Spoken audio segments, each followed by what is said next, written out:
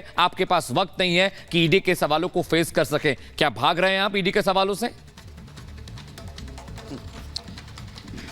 अब देखिए, अब तक का सबसे बड़ा अपडेट यही है कि ईडी की तरफ से जो फाइलें थी, उन फाइलों को हाईकोर्ट के जो माननीय जज हैं वो पूरी तरह से देख चुके हैं और किस उद्देश्य के साथ अरविंद केजरीवाल को ये समन दिए जा रहे हैं और उन्हें पूछताछ के लिए बुलाया जा रहा है, इसका क्लियरिफिकेशन जो है वो कोर्ट के सामने हो चुका है। उसके बाद भी अब ईडी की तरफ से ये कहा गया है कि केजरीवाल को उन्होंने उम्मीदवार नहीं बनाया है, लेकिन जब भी बड़ी खबर दर्शकों को हम बता दें, वापस अभी तक केजरीवाल गिरफ्तार क्यों नहीं हुए? हाईकोर्ट ने कहा, हमने कब कहा कि हम गिरफ्तार करेंगे, ईडी कह रही है। बड़ी खबर आपको बता रहे हैं, देखिए तीखी बहस में क्या कुछ चीजें सामने आई है। हाईकोर्ट कह रहा है कि अभी तक केजरीवाल गिरफ्तार क्यों नहीं हुए, वहीं ईडी ने कहा कि हम गिरफ्तार करने की बात कब कर रहे हैं, हमने कब कहा कि हम गिरफ्तार करेंगे। लेकिन वहीं आम आदमी पार्टी का बार बार ये तर्क था कि उन्हें गिरफ्तार कर लिया जाएगा, इसलिए ईडी दफ्तर में बुलाया जा रहा है। ईडी अगर इंश्योर करे कि गिरफ्तार नहीं किया जाएगा तो केजरीवाल तैयार है सवालों को फेस करने के लिए। और यहां पर जो हाईकोर्ट के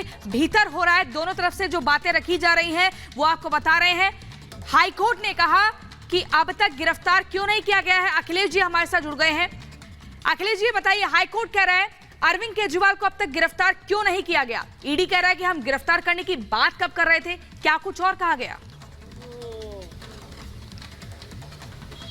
देखिए, ये सुनवाई चल रही है, दोनों तरफ से दलीलें चल रही हैं और जब ये सवाल उठाया गया था कि 8 महीने से इन्होंने कोई नोटिस नहीं दिया, जब 5 राज्यों के चुनाव थे उस समय नोटिस दिया गया था, अब लोकसभा के चुनाव है उसके बाद नोटिस दिया जा रहा है, तो उस पर कोर्ट ने पूछा है कि भाई आपने अगर सबूत थे तो पहले क्यों नहीं गिरफ्तार किया। इस पर राजू ने कहा है कि ईडी की तरफ से कि हमने गिरफ्तारी की बात ही कब कही, हम तो इनको समन पूछताछ के लिए बुला रहे हैं। जीरा के बारे में एक बार अपने दर्शकों को फिर से बताते हैं कि आखिर इस वक्त क्या चर्चा चल रही है अदालत में। कोर्ट ने पूछा है कि अब तक आपने कार्रवाई क्यों नहीं की, तो ईडी की तरफ से कहा गया है कि हमने कब कहा कि हम गिरफ्तार करेंगे। दरअसल गिरफ्तारी को लेकर ही सवाल उठ रहे हैं। अरविंद केजरीवाल और उनकी पार्टी लगातार कह रही है कि उनको गिरफ्तार कर लिया जाएगा, इसलिए सुरक्षा दी जाए, और अब ईडी ने कहा है कि हमने ऐसा कब कहा। अखिलेश जी लगातार बने हुए हैं। अखिलेश, ये जिले के बीच ये बात भी सामने आई है, कोर्ट ने क्या टाइमिंग को लेकर सवाल उठाए हैं, क्या इस जिले से ये समझ आता है, और ईडी का ये कहना कि हमने गिरफ्तारी की बात क्या की, तो क्या ये अरविंद केजरीवाल को कोई आश्वासन है ईडी की तरफ से?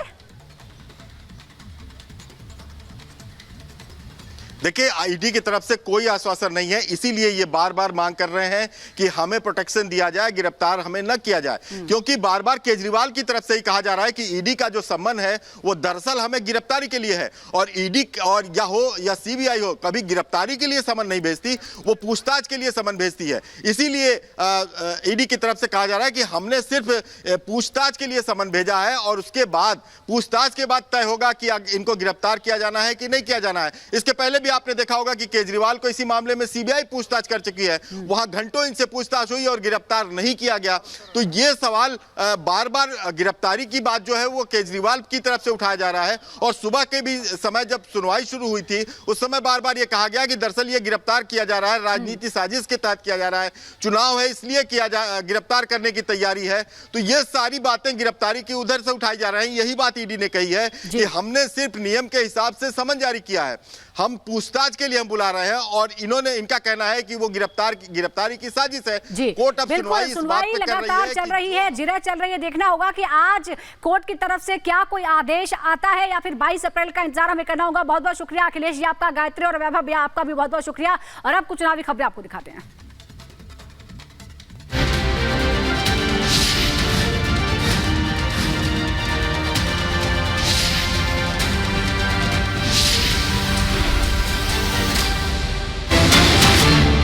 और इस बीच बड़ी खबर आपको बता दें, कांग्रेस पर रविशंकर प्रसाद का हमला। हर दल को आईटीआर भरना होता है, आईटीआर ना भरने पर रिकवरी का प्रावधान है। मामले पर कांग्रेस दफ्तर सोता रहा। कांग्रेस ने प्रेस कॉन्फ्रेंस में सच छुपाया है। कांग्रेस हिसाब रखना भूल गई।